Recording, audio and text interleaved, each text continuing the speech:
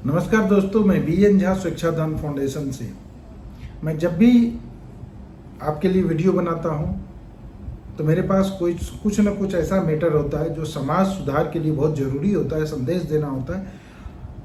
इसलिए मैं आता हूं आप सबों के पास। बहुत सारे लोग ऐसे मुद्दे को नहीं उठाते हैं, लेकिन मैं हमेशा अगर इस तरह के मुद्दे जो कि समाज में फैलता जा रहा है और जिससे भविष्य समाज की खराब होगी तो मैं ज़रूर उठाता हूँ। आज मैं बात करूँगा मुखर्जी नगर तथा आसपास एरिया के वो मुद्दे जो एक ज्वलनशील मुद्दे हैं, जो हमारे युवाओं के भविष्य को खराब कर रहा है। ऐसे मुद्दे के बारे में चर्चा करूँगा।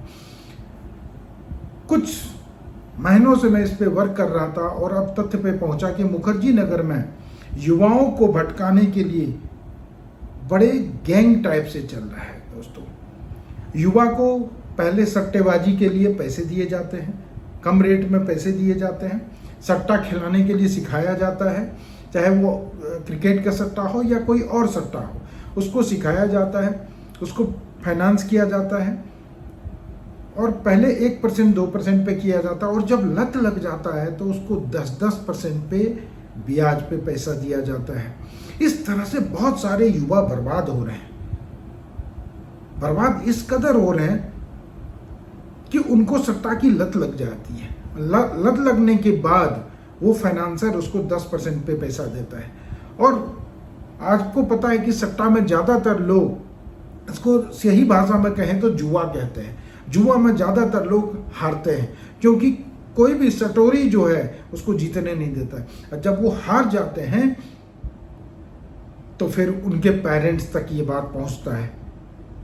पेरेंट्स को पता चलता है कि हमारे बच्चे ने हार गए। उसके घर पे आ जाता है तगादा करने के लिए कि आपके बच्चे ने हमसे 50 लाख रुपया लिया है, आपके बच्चे ने हमसे 10 लाख रुपया लिया है और दे नहीं रहा है।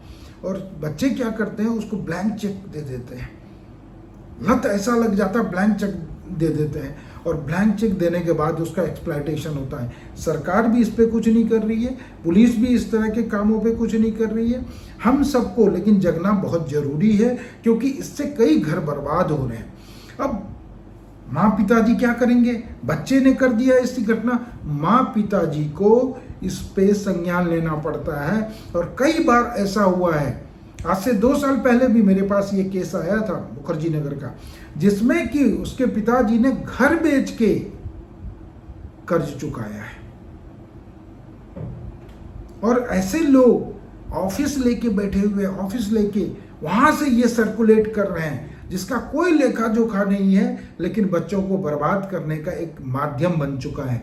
तो मैं सबसे कहूँगा, जो भी इस तरह की जानकारी रखते हैं या किसी के संज्ञान में अगर लगता है कि कोई इस तरह का काम करता है जो हमारे देश के, हमारे दिल्ली के, हमारे मुखर्जी नगर के भविष्य को बिगाड़ने में लगा है, और ये बिगड़ता है तो सिर्फ वो नौजवान नहीं बर्बाद होता है, उसके साथ साथ उसके परिवार के हर सदस्य परेशान होता है जब कर्ज में डूब जाते हैं। क्योंकि घर बिक जाता है, सोने बिक जाते हैं, जो सेविंग होता है वो खत्म हो जाता है अपने परिवार की इज्जत को बचाने के लिए।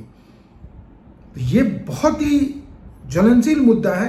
अगर आप सबको भी लगता है कि आपके साथ इस तरह की घटना घटी तो हमसे संपर्क करें, हम आपको न्याय दिलाएंगे। क्योंकि जो ये करवा रहा है, जो आपको ब्याज पे पैसा दे रहा है या जो इस तरह का काम करवा रहा है, वो 2 नंबर का काम कर रहा है और इस तरह के काम को रोकना हमारा कर्तव्य बनता है। जय हिंद, जय भारत, सत्यमेव जयते।